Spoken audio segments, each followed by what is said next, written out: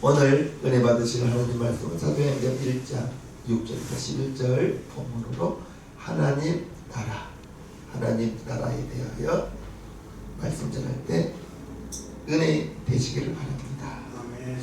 하나님 나라는 우리 예수님이 이 땅에 오시면서 예수님의 생애 그 전체가 하나님 나라를 전하기를 하고, 이제 예수님께서 십자가에서 죽으시고 부활하시고 제자들과 40일 동안 같이 계셨거든요. 그러면서 이제 예수님이 침례 받으시고, 요한에게 침례 받으시고 요단강에서 올라오실 때, 그때부터 이제 예수님의 공생애가 시작되었는데, 예수님이 공생애 시작하시면서 외치신 말씀이 마가복음 1장 15절. 요한이 잡힌 후 예수께서 갈릴리에 오셔서 하나님의 복음을 전파하여 가라사대 때가 찼고 하나님의 나라가 가까웠으니 회개하고 복음을 믿으라 하시더라. 예수님께서 침례 받으시고 그때부터 공생애를 시작하시거든요. 30세까지는 요셉의 아들로 살았어요. 부모님을 모시면서 몫으로 지냈는데, 이제 하나님의 때가 되어서 예수님이 사역을 하실 때 처음 하시는 말씀이 하나님의 나라가 가까이 왔으니 회개하고 하나님께 나오라, 이 말씀을 우리 예수님께서 하신 것입니다. 예수님은 하나님의 나라를 전하기 위하여 이 땅에 오셨습니다. 예수님이 부활하시고 승천하셨죠. 그때부터 이제 사도행전이 시작되었는데, 사도행전을 시작하면서 1장과 28장 시작도 하나님의 나라로, 오늘 사도행전 1장 3절을 보면요, 해 받으신 후에 또한 저희에게 확실한 많은 증거로 친히 사심을 나타내사 40일 동안 저희에게 제자들에게 보이셨다, 이것입니다. 저희에게 보이시며 하나님 나라의 일을 말씀하시. 예수님께서 부활하신 다음에도 40일 동안 하나님의 나라에 대해서 제자들에게 가르쳐 주신 거예요. 사도행전 28장 마칠 때에는 사도 바울의 고백입니다. 28장 보면요, 다음 내이 하나님의 나라를 전파하며 주 예수 그리스도께 관한 것을 가르치시되 그 많은 사람이었다. 사도 바울이 로마 감옥에서 지금 하나님의 나라를, 주 예수를 가르칠 때 그 많은 사람이었다. 사도행전 28장 마지막 장에도 지금 하나님의 나라에 대해서 전하고 있다는 걸 우리는 알아야 됩니다. 이렇게 예수님께서 하나님의 나라에 대해서 전하시고 하나님 나라의 일에 대해서 관심을 가지고 계시고, 그것을 제자들, 사도 바울 마찬가지로 하나님의 나라를 가르치고 전파하고 하나님의 나라의 일에 대하여 일하고 있습니다. 가르치고 있습니다. 하나님의 나라의 일이 중요하기 때문에, 하나님의 나라가 중요하기 때문에 예수님께서 40일 동안 제자들에게 11번 나타났다고 해요.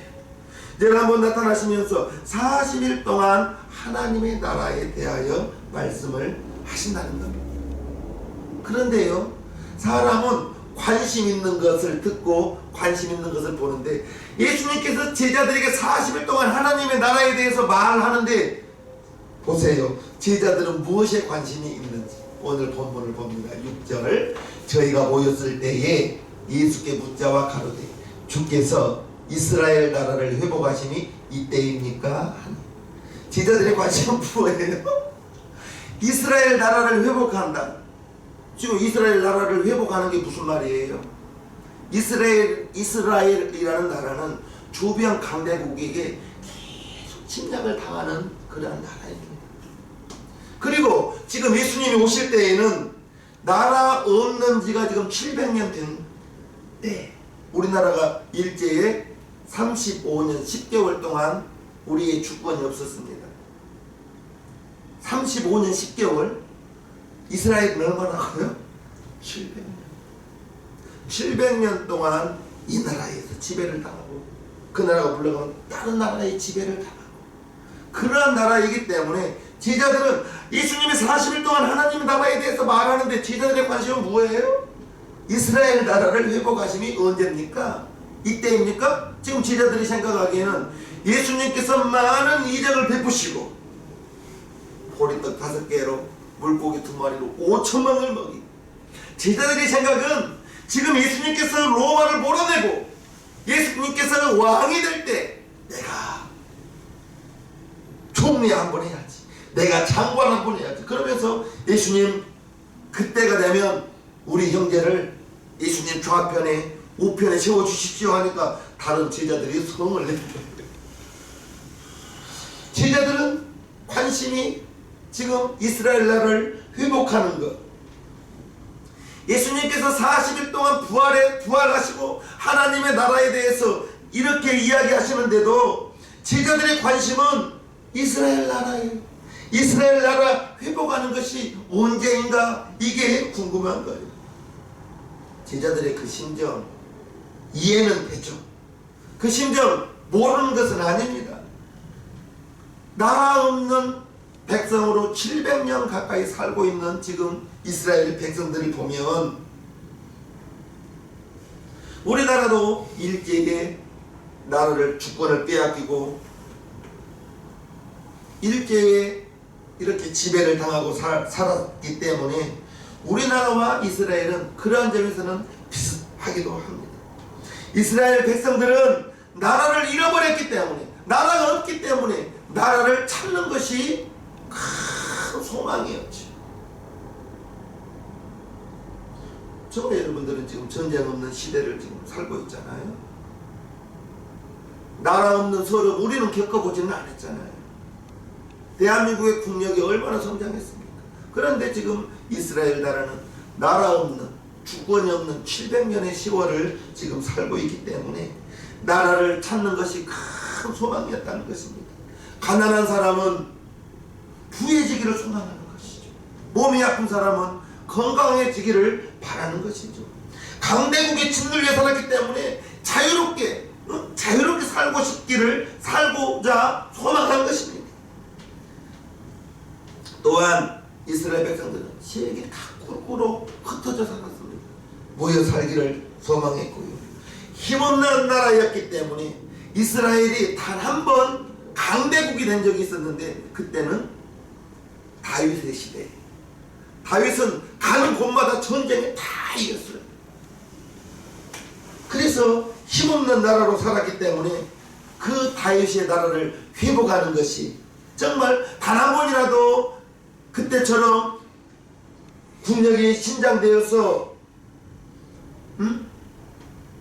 빛을 보고 살고 싶은 그러한 소망이 있었다는 것. 그런 의미에서 이스라엘의 회복은 어찌 보면 너무나 당연한 욕망인 것입니다. 그들에게 예수님이 오셔서, 그러한 나라 없는 백성에게 예수님이 오셔서 사역을 시작하신 것입니다. 예수님의 사역은 충분히 이스라엘 나라를 회복할 수 있을 그러한 희망을 주기에 충분했던 거예요. 그래서 제자들은 예수님의 공생의 동안에도 이스라엘 나라를 회복하시니 이때입니까? 저때입니까? 언제 이스라엘 나라가 회복될까요? 라고 수없이 물어본 거예요. 6절, 저희가 모였을 때에 예수께 붙잡아 가로되 주께서 이스라엘 나라를 회복하심이 이때입니까? 예수님이 지금 승천하시기 직전입니다. 지금 이스라엘 나라가 회복되기를 지금 그렇게 물어보고 있는 것입니다. 그럴 때 우리 예수님께서 7절에 이와 같이 대답하시죠. 가라사대 때와 기회하는 아버지께서 자기의 권한에 두셨으니 너희 알 바 아니요. 쉽게 말하면 시간과 날짜는 하나님 권한이라는 거예요. 우리가 알아야 될 것은, 우리가 열심히 하기는 하되 사람이 자기가 많은 계획을 세워도 그 걸음을 인도하는 자는 하나님이라 했습니다. 하나님이 이끌어 주셔야 되는 것. 세상 사람들은 역사의 주인이 사람이고 시간의 주인이 사람이라고 하지만 우리의 믿음의 사람은 그렇게 말해서는 안 됩니다. 역사의 주인은 하나님이십니다. 시간의 주인도 하나님이시고요. 그러면서 예수님께서 제자들이 이스라엘 나라를 회복하시면 이때입니까? 예수님께서 메시아로 오셔서 로마를 몰아낼 때가 지금 이때가 아닙니까? 라고 물었을 때 예수님께서 시간과 날짜는 하나님 권한에 두었으니 너희의 알 바 아니다 라고 우리 예수님께서 이렇게 말씀하시는 거예요. 하나님이 알려주시지 않는 것은 우리가 억지로 알 수가 없는 것입니다. 알 필요도 없고요. 하나님이 알려주시는 것, 알려주지 않는 것이 있죠. 그것은 예수님이 재림하는 시간은 알려주지 않았습니다. 예수님 맨날 며칠에 옵니다. 다 이단입니까? 다 가짜입니다. 왜요? 그날은 천사도 모르고 사람도 모르고 아들 예수님도 모르고 오직 하나님만 안다고 했는데, 아버지만 안다고 했는데 맨날 며칠 예수님 온다고 한다면 그분이 하나님이신가? 또 알려주지 않는 것이 있죠. 나와 여러분들의 마지막 날이 언제인지 알 필요도 없고요. 다만 우목사가 우리 성도님들께 부탁한 것은 오늘이 마지막 날이라는 그러한 각오로 오늘을 살면 허투루 살 수가 없는 것이죠. 나는 나이가 아직 젊으니까 아직도 멀었다고 그렇게 살아서는 안 되는 것입니다. 오늘이 마지막이라는, 지금 당장 예수님이 올 수도 있다는, 지금 당장 내 생명 우리 하나님께서 부를 수도 있다는 그러한 생각을 가지고 산다면 우리가 신경 쓰지 않아도 될 것은 예수님 오신 날짜 우리가 신경 쓸 거 아니에요. 하나님만 아시는 것입니다. 우리의 마지막 날, 저와 여러분들의 마지막, 우리 예수님이, 우리 주님이 오라 그 부를 날이 언제인지 알 필요가 없어요. 알면, 어찌면 안다면, 내가 맨날 며칠에 죽는 것을 안다면 어떨까요? 하루하루 갈 때마다 즐겁지는 않을 것 같아요. 하나님 모르게 만든 것은 그냥 모르는 채로 사는 것이 우리가 행복할 일입니다. 그런데 이단들은 우리의 알 바 아니요 했는데 예수님이 오신 날짜를, 시간과 장소를 안다고 해요. 가짜입니다. 예수님 공생의 사역 초기부터 하늘나라에 올라가시기 직전까지 하나님의 나라에 대해서 관심을 가지셨는데, 그러면 우리도 하나님 나라에 대해서 관심을 가져야겠죠. 지금 나의 관심이 하나님의 나라보다는 내 삶에 관심을 많이 가지고 살아가고 있는 것이 나와 여러분들의 모습입니다. 이 땅에서 어떻게 건강하게 살까? 이 땅에서 어떻게 행복하게 살까? 이 땅에서 어떻게 좀 더 명예를 얻을 수 있을까? 어떻게 하면 좀 더 물질적으로 넉넉하게 살 수 있을까? 우리 자녀들이 좋은 대학에 가서, 좋은 직장에 가서, 좋은 배우자 만나서 살면 좋겠다. 이 모든 것들이 우리의 관심사잖아요. 그것을 관심 두지 말란 말은 아닙니다. 오해하지 마세요. 그런 걸 관심 두지 말란 말이 아니고, 이 세상은 나그네 길, 나는 다만 나그네. 자녀들도 우리 하나님께서 나에게 잠시 맡긴 기업이에요. 우리가 이 땅에서 천년 만년 영원히 사는 것은 아니에요. 하나님께서 창조하실 때 영적인 존재가 세 가지입니다. 하나님은 영이시니 예배하는 자가 신령과 진정으로 하나님을 예배하라고 했죠. 하나님은 영이십니다. 하나님께서 아담을 창조하시고 생명이 되게 했습니다. 사람은 영적 존재입니다. 죽으면 끝이 아니에요. 육신은 흙으로 가지만 우리의 영은 죽지 않아요. 천사, 영적인 존재입니다. 영적 존재인 거예요. 육신을 가지고 있는 이때에 육신의 삶은 전혀 초월하며 살 수는 없지만, 그러나 영원한 천국을 바라보면서 우리의 관심이 하나님의 나라에 대하여 조금 더 관심 가져야 되겠다는 것을 이야기합니다. 이 땅에서 건강하게 사는 것, 행복하게 사는 것, 명예를 얻고 많은 물질들 소유하는 것, 그것이 하나님의 나라, 영원한 나라에 비하면 정말 초라한 것이죠. 이 땅에서 오래 살면 100년. 하늘나라에서 영원한 나라입니다. 이 땅에서 100년과 하늘나라에서 영원한 삶, 어떻게 비교가 될 수 있겠습니까? 그러므로 우리의 관심은 하나님의 나라에 대하여 관심을 조금 더 가지시기를 주님의 이름으로 축복합니다. 하나님의 나라는 고린도전서 10장 31절에 먹든지 마시든지 무엇을 하든지 하나님의 영광을 위하여 하라. 마찬가지죠. 우리가 정말 열심히 일하는 것도 하나님의 영광을 위하여, 그것이 하나님의 나라를 위하는 것입니다. 우리 자녀들이 정말로 좋은 대학에 가서 좋은 직장에 가서 주변 사람들에게 영향력을 끼칠 수 있다면 전도하기가 쉽다고요. 전도하기. 하나님의 나라를 위해서. 예, 내가 교사가 되고 싶은 것은 내가 가르치는 학생들에게 예수님을 더 자연스럽게 설명해 주면서 그들에게 복음을 전하기 위해서, 그들을 전도하기 위해서 나는 교사가 되고 싶습니다. 그렇다면 박수를 치죠. 박수를 칩니다. 예, 청년이 보장되고요, 교사 연봉이. 그렇다면 저와 여러분들이 어떤 질문을 해도 직장을 가는 것도 하나님의 영광을 위하여, 공부를 하는 것도 하나님의 영광을 위하여, 하나님의 나라를 위하여, 저와 여러분들이 이 땅에 사는 동안 하나님의 나라, 천국에서의 삶을 준비하며 사는 것입니다. 아멘. 예수님이 말씀하신 하나님 나라, 하나님 나라의 일은 무엇인가? 하나님 나라의 일은 먼저 사도행전 1장 8절요. 오직 성령이 너희에게 임하시면 너희가 권능을 받고 예루살렘과 온 유대와 사마리아와 땅끝까지 이르러 내 증인이 되리라. 마태복음 28장이에요.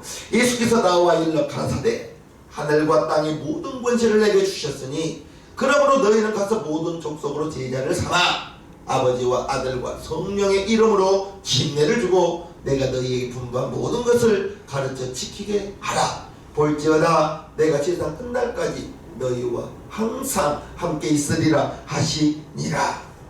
하나님 나라의 일은 한마디로 너희는 가서 제자를 삼아 족속을 삼아 이제 말씀에 순종하여 예수의 증인 되라. 이게 하나님의 일입니다.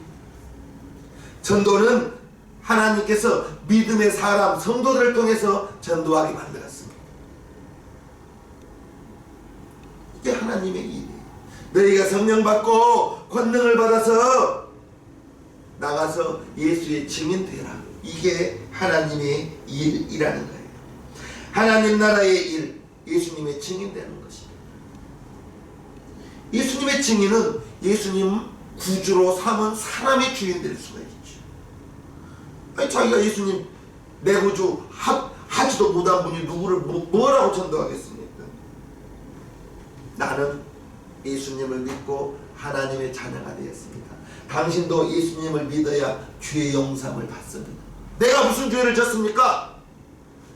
예수님 알지 못하는 것이 죄입니다. 요한복음 16장에 9절에 나와 있죠. 예수를 알지 못하는 것이 죄예요. 저와 여러분들이 주님의 증인이 되기 위해서는 한 가지 전제 조건이 있습니다.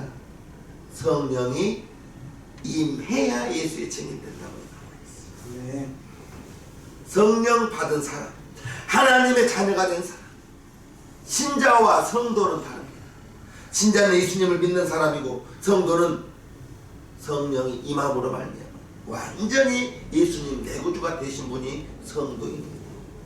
신자는 예수님 믿기만 하는 사람, 아직 성령이 있음도 알지 못하는 사람, 신자입니다. 저와 여러분들이 성령이 임하여야 예수의 증인 될 수 있다 했으니, 성령이 임한다는 것은 성령이 믿음의 사람들에게 오신다는 거예요. 아멘. 성령은 불신자에게 역사하지 않아요. 예수 믿고 회개한 사람, 예수님의 이름으로 침례를 받은 사람, 그 사람은 성령 받을 수 있는 것입니다. 성령 하나님은 창세기 1장부터 나옵니다.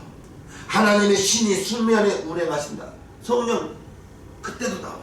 그러나 정말 성령님이 성경에 이렇게 드러나게 역사하신 것은 예수님이 요단강에서 침례 받고 성령의 충만함으로 말미암아 성령으로 말미암아 갖가지 이적과 기사를 행하였던 것은 예수님이 성령 받은 다음에 성령으로 나가서 사역을 하시기 시작하였던 것입니다. 그전에는 30세까지 부모님 모시고 그냥 육신으로 동생들과 함께 목수하면서 살았던 거예요. 성령님은 지금은 저와 여러분들을 통해서 역사하기를 원하십니다. 저와 여러분들을 통해서 예수의 증인되기를 원하시는 것이 성령 하나님인 것입니다. 성령 하나님은 이제 저와 여러분들에게 임하였습니다. 여러분들에게 임하였다고요. 어디? 마음에. 우리 마음 가운데 성령님이 오셨다고 고린도후서 1장 21절에 갈라디아서 4장 6절에 정확히 우리의 마음 가운데 오셔서 우리의 육체를 성전 삼고 와 계신다고 했습니다. 성령님 임하시면 오직 성령이 너희에게 임하시면 너희가 권능을 받고 능력을 받는다고 했어요. 능력을. 없던 힘이 나온다는 것이 아니고 이제 그 권능이라는 것은 하나님의 능력, 하나님 나라의 능력인데 인간이 할 수 없는 인간의 의지로 되는 것이 아닌 요한복음 14장을 한번 보면요. 평안을 너희에게 끼치노니 곧 나의 평안을 너희에게 주노라. 내가 너희에게 주는 것은 세상이 주는 것 같지 아니하니라. 너희는 마음에 근심도 말고 두려워하지도 말라. 여기서 우리가 알 것은 예수 믿고 성령 받으면 너희에게 평안을 준다 했습니다. 우리의 마음 가운데 왠지 모를 기쁨이 있는 거예요. 그래서 자기도 모르게 찬송가가 나오는 거예요. 나만 나온 거예요. 무언가 모를 기쁨이 있는 거예요. 그래서 우리 성도님들은 인상이 이렇게 찌그러져서는 안 되는 거예요. 왜? 마음에 평안이 있기 때문에 항상 스마일로 웃는 얼굴이 믿음의 사람들인 것입니다. 마음이 평안해지는 거예요. 무언지 모르게 기쁨이 있는 거예요. 찬송이 나오도 모르게 나오는 거예요. 환경과 상관없는 거예요. 왜? 우리 예수님께서 우리에게 평안을 주신다고 했습니까? 너희는 두려워하지도 말라, 근심도 말라 했기 때문인 것입니다. 또 우리 주님께서 우리에게 성령의 능력을 주셨기 때문에 원수를 사랑할 수 있는 것, 원수를 사랑할 수 있는 것, 이게 쉬울 일이 아닙니다. 나 마음 아프겠는데, 그런데 우리 예수님은 내 원수를 내 몸처럼 사랑하니까. 그래서 저와 여러분들이 돈을 가진 것이, 권력을 가진 것이, 이렇게 살았던 우리가, 세상의 행복을, 부를 추구했던 우리가 성령 받으면 그러한 것들이 다 중요하게 여겨지지 않는다는 거예요. 성령 받으면 평안을 우리에게 주시면서 하나님께서 저와 여러분들에게 주는 것이 사랑할 수 있는 능력을 주는 거예요. 나 한 대 때렸는데 나는 가서 3대, 4대 때려주면 우리와 불신자가 다를 것이 무엇이 있어요? 사랑할 수 있는 능력, 용서할 수 있는 능력. 우리 믿음의 사람들은 너 두고 보자 이래서는 안 됩니다. 우리 예수님이 왼뺨 때리면 너는 가서 3대 때려주라고 했어요? 오른뺨 대주라고 했어요? 오른뺨 대주래요. 오리를 가자고 하면 심리까지 따라가 주래요. 나 때린 사람 나는 가서 3대, 5대 때려주면 시원하겠지만 내 원수까지 사랑할 수 있는 힘, 그것은 하나님이 우리에게 그러한 힘과 능력을 주어야만 되는 것입니다. 그거 큰 능력입니다. 우리 하나님 자체가 사랑의 하나님이기 때문에 저와 여러분들에게서 얼마든지 사랑이 샘솟듯 나와야 되는데, 한 대 맞고 나서 나는 가서 시위대 5대 때려준다면 불신자와 똑같을 거예요. 성령 받으면 능력이 나타난다고 했어요. 사랑할 수 있는 능력, 용서할 수 있는 능력, 원수를 위해서, 미워하는 사람을 위해서 기도해 줄 수 있는 능력, 그것도 능력은 능력이죠. 또한 표적도 따라옵니다. 마가복음 16장에 보면요, 믿는 자들에게 이런 표적이 따르리니 곧 저희가 내 이름으로 귀신을 쫓아내요, 제방을 말하며 뱀을 집으며 무슨 독을 마실지라도 해를 받지 아니하며, 제일 중요한 거, 내가 생각하기에는 제일 중요해요. 병든 사람의 손을 얹은 적 나으리라. 병든 자에게 손을 얹은 적 나으리라. 이 말씀을 여러분들이 기억하시면서 먼저 여러분에게 손을 얹어봐요. 여러분 믿는 자라고 했습니다. 믿는 자. 이러한 능력을 우리에게 주셨다고 했으니까 성경은 하나님의 약속이기 때문에 하나님 믿는 자에게 따르는 표적으로 병든 사람에게 손을 얹으면 나으리라 했습니다. 마가복음 16장 18절에 병든 사람의 손을 얹으면 나으리라 했습니다. 내가 지금 얹겠습니다. 기도하겠습니다. 하나님 이 사람을 고쳐주시옵소서. 먼저 나에게, 먼저 여러분들에게, 그리고 여러분 가족들에게 한번 해보시라 이것입니다. 아이 뭐 안되겠지. 순종해 보십시오. 성경에 기록되어 있으니 순종하시기를 주님의 이름으로 축복합니다. 아멘. 성령 받으면 그와 같은 능력이 생기고, 두 번째 예수님의 증인이 되는 거예요. 성령이 임해야 예루살렘과 유대와 사마리아와 땅 끝까지 내 증인, 예수님의 증인 된다 말씀하셨습니다. 성령이 임하면, 제자들에게 성령이 임하니까 그냥 있을 수가 없는 거예요. 누가 시키지 않았는데 전하지 않을 수가 없는 거예요. 하나님의 일은 시켜서는 못합니다. 시켜서 하면 재미 하나도 없어요. 시켜서 하는 게 아니에요. 주님을 만나고 성령 받으면 보이면 하게 되는 거예요. 보이면 하게 되는 것입니다. 예수님의 제자들 성령이 쭉 마가의 다락방에 성령이 임하고, 성령이 임하고 나니까 사내들인 공회에서 예수의 이름으로 말하지도 말라고 했거든요. 예수의 이름으로 말하지 말고 협박하고 때려도 당당하게 우리는 보고 들은 것을 말하지 아니할 수 없다 하면서 때려도 가 예수님의 증인이 되었다고 사도행전 4장에 보면요, 베드로와 요한이 대답하여 가로되 하나님 앞에서 너희의 말 듣는 것이 하나님 말씀 듣는 것보다 옳은가 판단하라. 우리는 보고 들은 것을 말하지 아니할 수 없다. 사내들인 공회에서 예수님의 제자들에게 너희가 예수의 이름을 말하지도 말라 했는데, 때리더라도 우리는 보고 들은 것을 말할 수밖에 없다고 제자들이 이처럼 당당하게 말하고 있는 거예요. 성령 받고 예수의 증인되었던 거예요. 성령 받기 전에 예수님의 제자 수제자 베드로가 어떤 모습이었어요? 겟세마네 동산에서 예수님 잡으러 오니까 제사장의 종 말고의 귀를 잘랐던 사람이 베드로입니다.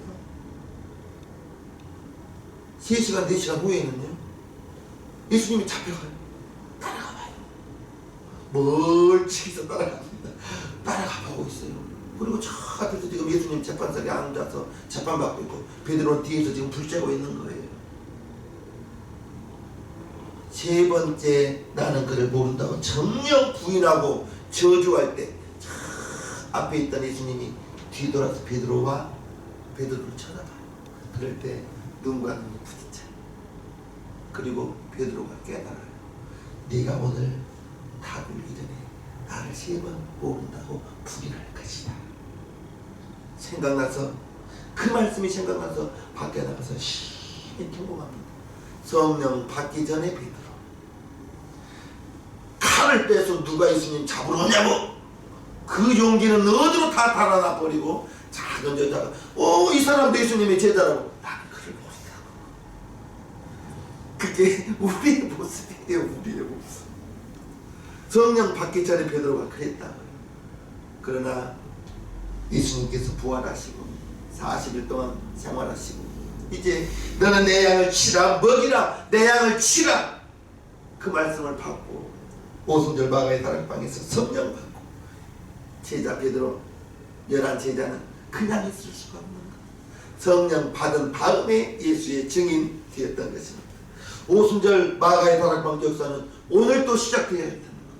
지금도 저와 여러분들을 통하여 하나님의 나라, 우리는 하나님의 나라의 일을 해야 되는 거예요. 가서 예수의 증인 되는 것, 사람들에게 예수의 증인 되는 것. 당신도 예수님 믿으시라. 당신도 예수님 믿고 죄 용서 받고 하나님의 자녀 되십시오. 예수님이 나의 죄를, 여러분들의 죄를 다 씻어 주어야 됩니다 라고 말해야 되는 것, 말하셔야 됩니다. 부활하시고 40일 동안 11번 부활하신 몸을 보여주시고 예수님이 부활했다는 것을 증명해 주신 거예요. 그런데 장로들이 뭐라 해요? 예수님의 제자들이 시신을 훔쳐갔다고 파수꾼들에게 돈을 주어서 그렇게 소문을 내게 만들었거든요. 아닙니다. 예수님이 40일 동안 11번 제자들에게 나타나서 부활하신 몸을 보여주셨습니다. 9절 보겠습니다. 이 말씀을 마치시고 저희 보는 데서 올리워 가시니 구름이 저를 가리워 보이지 않게 하더라. 올라가실 때에 제자들이 자세히 하늘을 쳐다보고 있는데 흰옷 입은 두 사람이, 천사죠, 저희 곁에 서서 가로되 갈릴리 사람들아 어찌하여 서서 하늘을 쳐다보느냐. 너희 가운데서 하늘로 올리우신 이 예수는 하늘로 가심을 본 그대로 오시리라 하였는지라. 성경에서 예수님 오시는 것만 이루어지지 않았습니다. 예수님은 올라가신 모습 그대로 다시 오신다 하셨습니다. 이제 저와 여러분들이 알아야 될 것은 오순절 성령 마가의 다락방에서 성령 받은 제자들 나가서 예수님의 증인되었습니다. 하나님 나라의 일을 하였던 것입니다. 저와 여러분들도 예수의 증인의 삶을 살아야 되는 거예요. 성령 받고 성령 받았으면 이제 우리는 예수의 증인이 되어야 되는 것입니다. 예수의 증인, 가까운 사람부터 예루살렘과 유대와 사마리아 땅끝, 예루살렘, 내가 자주 보는 사람, 그 사람들을 예루살렘이라 생각하십시오. 우리는 땅끝까지는 가지 마요. 여러분들은, 우리 성도님들은 가까이 있는 분들, 유대, 좀 먼 지역까지 1년에 한 두 번 보는 사람들, 이 사람들까지도 전도는요, 내가 아는 사람한테 하는 거지 쪽지들고 나가봐요. 받지도 않아요. 그렇지만은 그렇게라도 나가야 되는 거예요. 우리 성도님들은, 우목사는 노방전도 할 테니 여러분들은 여러분들의 지인들에게 예수님 믿으시라고, 예수의 증인 되시는 그런 능력의 삶, 예수님 증인의 삶 살아가기를 주님의 이름으로 축복합니다. 지금처럼 저 땅에 살아서는 안 되는 거예요. 고린도전서 9장 16절에 전하지 않는 죄, 우리 성도님들은 단 한 번도 그 죄를 짓지 않기를 주님의 이름으로 축복합니다. 찬송가 543장을 하나님께 올려드리겠습니다.